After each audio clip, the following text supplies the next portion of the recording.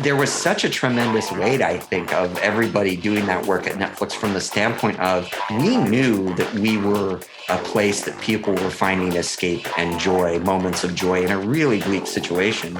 And we were really glad that we could help in that way. But we are also all humans, and we are also all working from home and figuring that out. Emergence happens whether or not you want it to happen. It's really around, are you paying attention to capture what you can learn from that? You're listening to Unintended Consequences, the podcast that explores how systems become large and complex and how they change the lives of everyone they touch. I'm Kim Harrison, team sociologist. I'm Yoz Graham, software wrangler. And I'm Heidi Waterhouse, transformation advocate. We work at LaunchDarkly, the feature management platform that gives you more control over your code and how it gets delivered.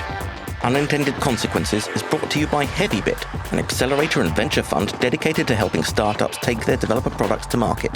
For more information, visit heavybit.com.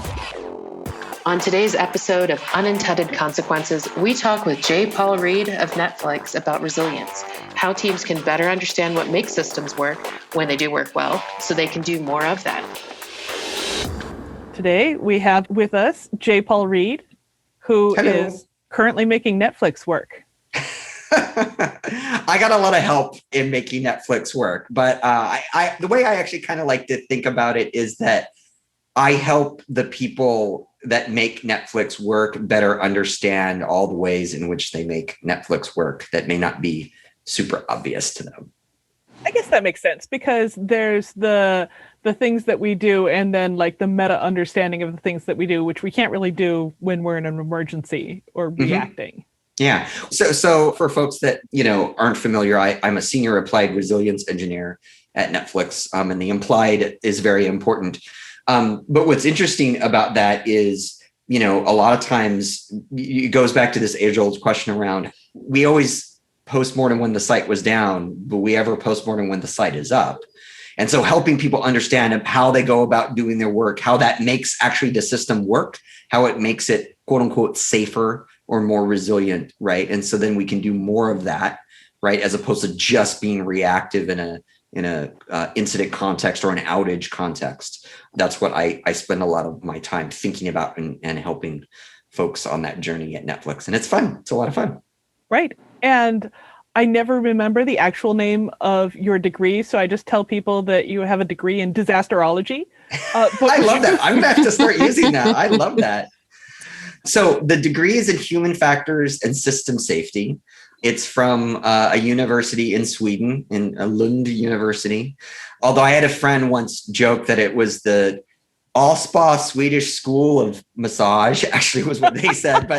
But I kind of like the Allspa Swedish School of Disasterology. Actually, there you go. That's what it should be. And it's funny, by the way. So for folks that aren't familiar with that program, I was just telling someone about this, and a little bit of the history I think is useful to talk about.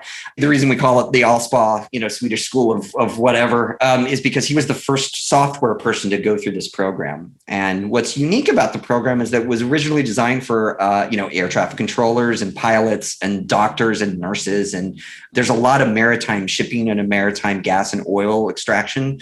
So people driving boats. In fact, Lund University has a boat simulator. Or no, wait, I'm sorry. That was Kalmar, which is another Swedish university. Anyway, we got to go play with the boat simulator, which was a lot of fun.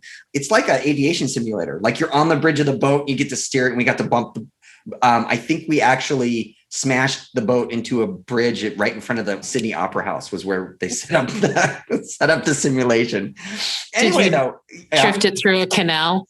What's funny? You say that, and now that that's like the whole meme and whatever. But so this is a bunch of like we made sure when we were in the simulator that there weren't any maritime people there, and because we didn't want the advice. It was all like computer people and doctors and stuff. And so we were like, let's take this huge container ship and like max power, right? And then it was a game of chicken with the coast because we were trying to see like how close we could get to the coast. And so the best part is we actually did crash into a cruise ship, but it's not the crash the way because you're on the water, right? And so the boats actually just came together and kind of then bounced off.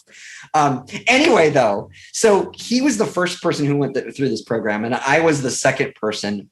And then Nora Jones and some other folks were in the cohort after that. So I think we're up to maybe all told, maybe 10 software people in the cohort after me and the one after that.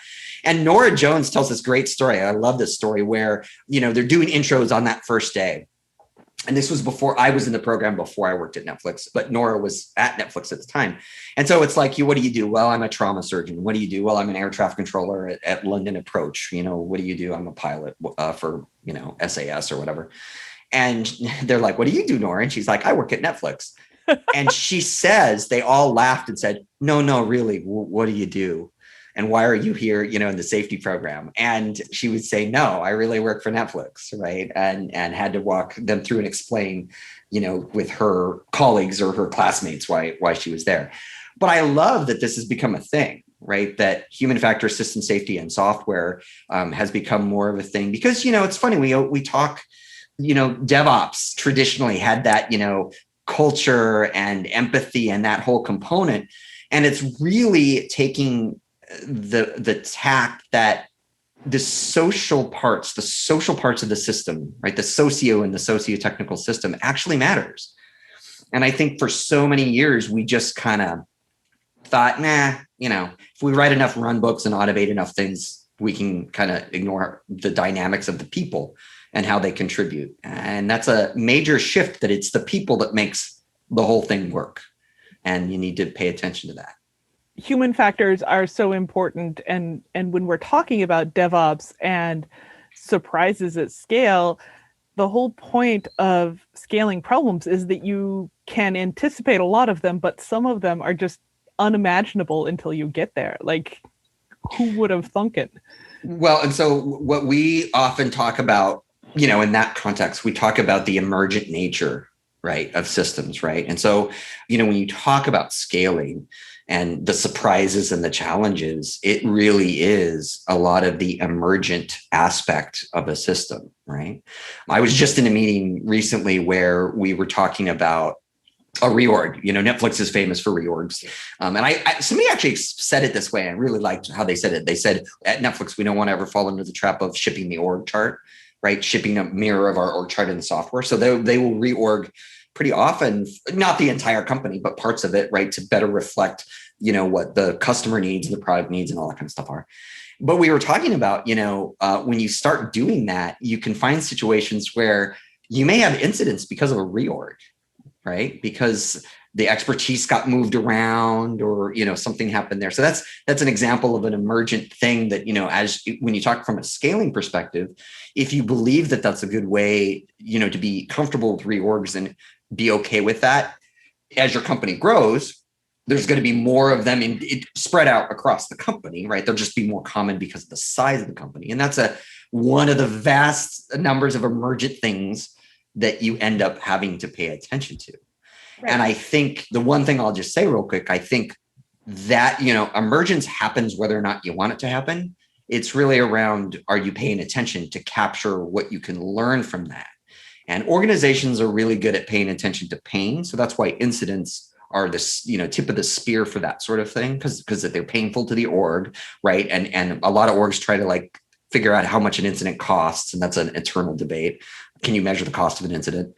And so, that's where they experience that emergence. But you can experience it in other ways too, right? And if you have folks that are sort of dedicated to paying attention to that, I think that can be super useful.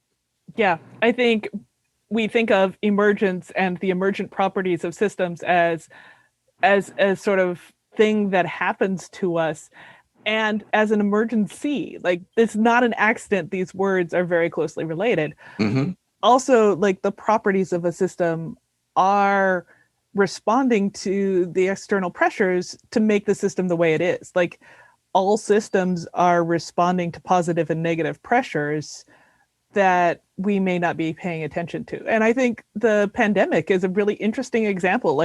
So Netflix has all of this great streaming stuff to offer people who are now housebound forever. But how do you film new things? What do you do? Do you go out and contract for every Gilligan's Island episode ever in the hopes that people will somehow bond with Marianne? But wait. Can we back up for a second and recognize that when we all went home, Netflix was still streaming in a stable way. Like we've had issues with a lot of other things, but Netflix stood up.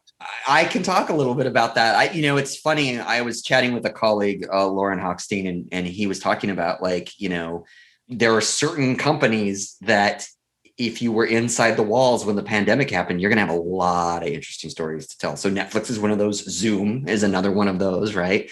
And I'm sure, the common ones, AWS and Google, I'm sure they have their stories as well. Facebook, people were probably on social media a little more often. But before we talk about that, one of the things I actually wanted to mention and just go back that idea you brought up of emergent and emergency and how those are related. One of the things when we look at those properties of systems, and one of the things from a resilience perspective that we're interested in trying to do is we want to dampen the emergent properties that are negative, that we say, oh, we didn't expect that, and that's not great. So we want to dampen that. It's not like a switch. You can't turn it on or off, but you can do things to dampen it. And we see that a lot in incident follow-up, right? We had something that broke, and we might want to look at the emergent things that contributed to that breaking. Y'all can't see it, but every time Paul says caused, it's air quotes. There's air quotes around it because he is literally incapable of an unironic cause or root cause attribution. Well, and the funny thing is you can't see when anybody says root cause, including me, my face like scrunches up and I like cringe a little bit on the inside. But the thing though is that the thing we don't talk about a lot of times is we can dampen the bad things, great, but how do we amplify the good things? We don't often talk about the amplification aspect of emergent properties because we're so interested in make the pain stop. Let's dampen that oftentimes we'll miss stuff that we should be amplifying. So, Kim, your question, I got to ask before I tell the story, I'm going to charge you with a question. Kim, what did you watch during the pandemic on Netflix in the first couple months? What was your keeping your attention? It's kind of heavy, but I rewatched The Good Place because I knew that the final season was going to come out. And so I felt like I live alone in a small studio apartment in downtown Oakland, and this is awful being completely cut off. I don't have family in the Bay Area, and I needed something positive. So I rewatched it as a lead up to the final season that dropped. I think that was in April. Yeah. So good. I love that show. So good. Yeah. So good. Yeah. So good. Heidi, what about you? So my daughter and I watched through Call the Midwife yet again. I think it's her fourth time through. Deeply addicted to Call the Midwife, and so she made me watch it with her. I skipped around a lot. I had finished up The Good Place, I think, and again, it's funny. I'm actually rewatching it now because I had a friend who didn't see it. So we're watching it together. There's so many little jokes you don't get the first time. It's very it's super, amazing. Yeah, it's some super dense writing. Names. Yes. Yep. For a while, I went to a very dark place, and I think all of us experienced a little bit of that in the pandemic. So I went to for whatever reason, I leaned into the dark place, and I watched a lot of Black Mirror. I love Black Mirror, but then I watched half of it, and then I was like, I think I gotta go watch Schitt's Creek, which I had not watched. So I made my way through that, and I made my way through Kim's Convenience. Which are both great shows. Kim's Convenience is amazing. I love that show. So the thing that I will tell you about COVID at Netflix is, when the lockdowns started happening in March and into April, so I'm on the core team, which stands for Critical Operations and Reliability Engineering. So we are kind of the top level incident management group. And so we often say, and my colleagues that do this are amazing. We say we hold the pager for Netflix. By the way, I told them in the pandemic, my mom got this new hobby where she would anytime that she would see Netflix is down for a friend, on Facebook, they'd say, I think Netflix is down. She would actually text me and be like, is Netflix down? And so I was telling my colleagues, we've got multi-million-dollar monitoring stuff. Let's just turn that off and use my mom. She'll text us when it's down. It's fine. But so we ended up treating COVID as a core managed incident. there was a lot of work around the company to make sure we, as you might imagine, people were home and they were streaming more. And so there were a lot of really great work done. Folks were really attentive to their own systems, like, trying to work through the additional load and what are they going to do about it? We had a daily, in fact, on the calendar, it was every morning, I think at 10 in the morning, and the meeting for the incident responders, and I was one of those for the COVID managed incident. The meeting was called "A Now Your Moment of COVID-19." If you remember the what is it from the Daily Show, right? Yeah. Moment of Zen. So we actively managed it, and there were a lot of things that we sort of helped to coordinate and make sure that kind of information got around the organization. Our Open Connect team that delivers the video bits, they did some work, and you can Google around this, but there were certain countries that were heavily impacted. I think Italy was one of them early on, where the government was kind of like, hey, people are watching a lot of Netflix and it's causing problems for the internet in the country. Can you fix that? And so and you're like, our infrastructure team will just fly into your COVID-ridden nation and lay some more fiber. Yeah, it's kind of like, listen, just take the Ethernet cable and plug it into your neighbor's, Ethernet jack. It's fine, right? Like plug it into Greece's Ethernet or something, right? But so they did some really great work where they were able to detect kind of network hotspots and then change the bit rates at which the videos would play to help make sure that those more critical like infrastructure in terms of stuff on the internet in their country was not affected. So there was some tremendous engineering work done there. The other thing that I don't think we talk a lot about is, you mentioned the studios halting productions, and there certainly was that. And Netflix, was one of the companies that created really early on some hardship funds for productions that are Netflix originals, where it's like basically because we were like, we literally can't film. So what do we do? Because now we're not paying you because we're not filming. So what do we do about that? So they did a number of they call them hardship funds for productions that were affected by that. But the other thing that you have to remember that is a story, and I've told this story a few times about COVID, but the more I think about it, is like, there was such a tremendous weight, I think, of everybody doing that work at Netflix from the standpoint of, we knew that we were a place that people were finding escape and joy, moments of joy in a really bleak situation. And we were, really glad that we could help in that way. But we are also all humans, and we're also all working from home and figuring that out. Netflix is famously not remote, right? And we're actually re-examining that as a company now about, is that the right decision moving forward coming out of the pandemic? But, we had to struggle with all that, ourselves, while also trying to be there for everyone else. And so this is not a boohoo, woe is us story, but it really is when you talk about, Heidi, we were talking about socio-technical systems. The COVID story is largely can be a framing about technical systems. How did Netflix make sure that the internet didn't crash? Or how did we, manage some of the, resources that were required to make sure that we, kept the system stable, all that stuff, right? That's all technical stuff. But then a lot of the work that I did was really around socio guidance, right? I wrote a memo for the organization around burnout, and it was a curated sort of write-up of all of Dr. Christina Maslach's work at Berkeley, right? Yeah, Heidi, you're shaking your head. You know exactly what I'm talking about. That went through the org because it was like, listen, in the April, May timeframe, you need to be aware that we may see burnout. We may see it in different ways. I mean, I can tell you, like on our team, we had some folks that were pretty impacted pretty early on, like within 2 to 3 weeks of the lockdown, they were pretty impacted, right? And, impacted by like, I don't have kids, they had kids, right? So they were with their kids and that was a whole thing, right?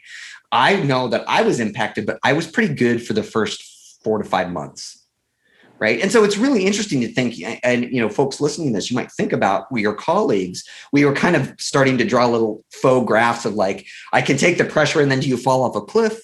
Do you degrade, kind of linearly? Like, how do you actually, as a person, degrade in the system? And we can think about it when in distributed systems, right? In the same way, how do you show that degradation of performance, right? And some folks, again, can take a beating and keep on ticking, but then at some point they hit a wall and it's a total shutdown, and they, need a month off or whatever it might be. Right, and mine is an intermittent failure. Yep. Like, I'm doing fine. I'll tell you I'm doing fine, except I dropped like 4 balls last week, but I'm doing fine.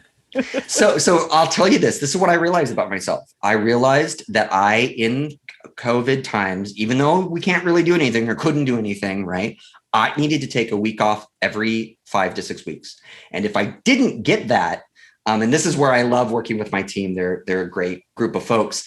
I told them, one of them basically said, listen, about 4 or 5 weeks in, Paul, you get a little crunchy. And I'm like, what do you mean? and they said, well, you remember that Snickers commercial where it's like, dude, you're playing like Betty White. And it's like, it is Betty White, right? And I was like, oh, I get what you're saying. So now actually, when it's 4 to 5 weeks and I should put a week on the calendar to just be away, my coworkers will actually say, Paul, do you need a Snickers? You're playing like Betty White out there. So, that's something that I cherish with my team, that we have that kind of space where we can do that. And I've done that for them actually, where I tend to do it as actually more an incidence, because I've done the thing where, there's an incident that starts at, 11:30 and then I don't hold the pager. I'm not on the on-call rotation, but I'll come in at 2 a.m. and be like, you know what? I think you should go to bed. The incident's stable. You should drop the debugging you're doing. It's okay, right? And so that's kind of how I get them back. I tell them they should go to bed, not have a Snickers, go to bed. So I had another question in your not Netflix capacity as a conference runner. Where do you see us going in the next year? How are we going to scale that out? I cannot believe that AWS is planning to do reInvent, which just seems like the worst of all possible worlds. But maybe that's a scaling thing that I am just not anticipating correctly. What do you think? So I think a few things come to mind. So Heidi, you're referring to redeploy, and you came to the last one. I know you've been to both of them, right? Yep. I think. Yeah. And so I totally want to do it again. For smaller conferences, the real question is like, can you even schedule them now? Like, because AWS, if they have to cancel, like, that's fine, right? Whereas if I have to cancel, like, that's like, I'm paying for that personally. And that's a big pill to swallow. But it's super important. And here's the thing for everybody who's been to redeploy, like, I actually want to hear all the COVID stories. Like, do you want to talk about resilience? Like, let's, figure that out. But I agree with you. I don't know what it looks like. And I have had people asking me. And so it's like, we usually do it in the September, October timeframe. And it's like, I mean, right now, actually, it's funny. It's probably too late to even get that started because, all the planning and stuff you have to do. But we, as a country, we keep making progress, and then people get eager and they go out, and then the rates go back up, and we just kind of seesaw back and forth between these two. And so I think that's what makes it hard.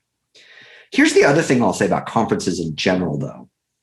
You want to talk about scaling that back up. I was walking through the Castro here in San Francisco the other day, and I am an introvert, but I, love being at conferences. I love giving talks on stuff that's important to me. And so I don't consider myself as somebody who has an issue with being around lots of people. I like that, even though I'm an introvert. But as I was walking through, I realized I'm having a little bit of anxiety.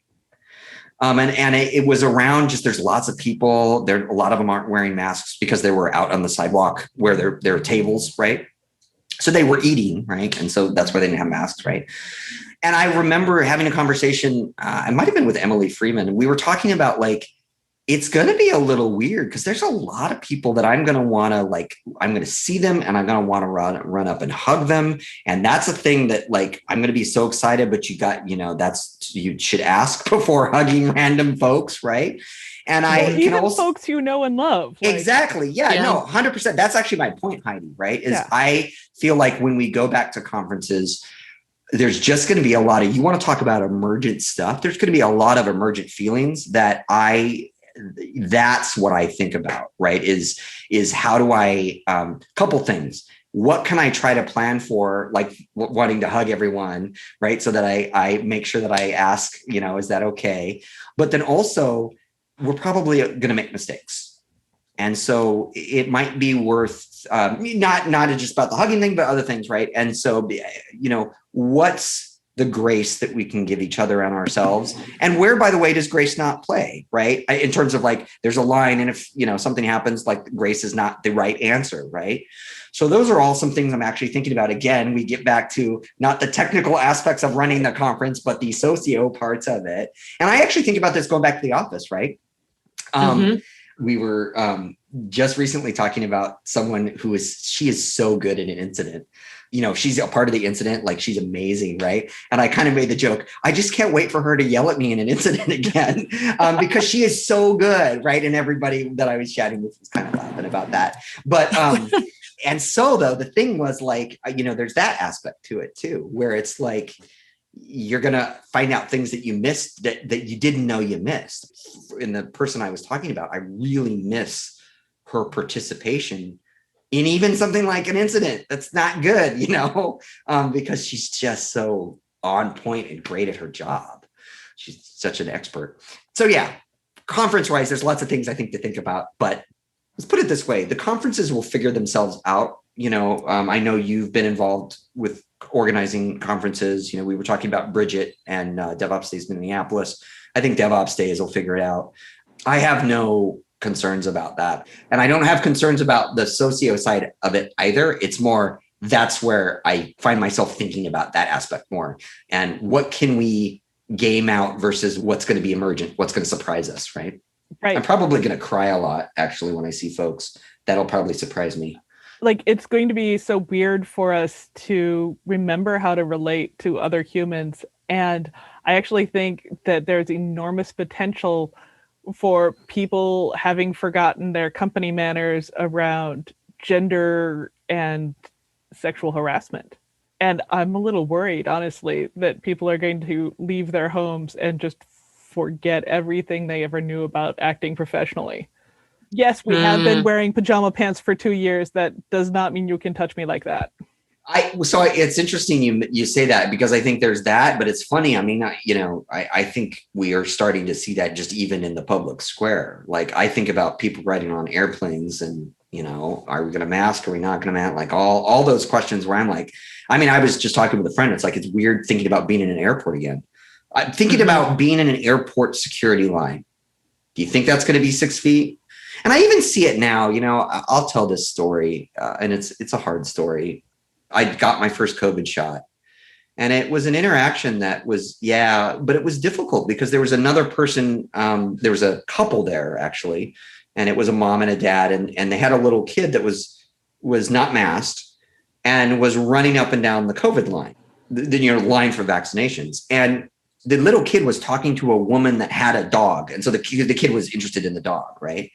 And so I kind of finally asked this, like, is this really appropriate? That you should be doing this. And it was funny because their reaction was like, well, the kid is 2, so we don't have to mask her. And I was like, no, I'm not asking you to mask her. I get it. 2-year-olds don't really understand masks. I get that.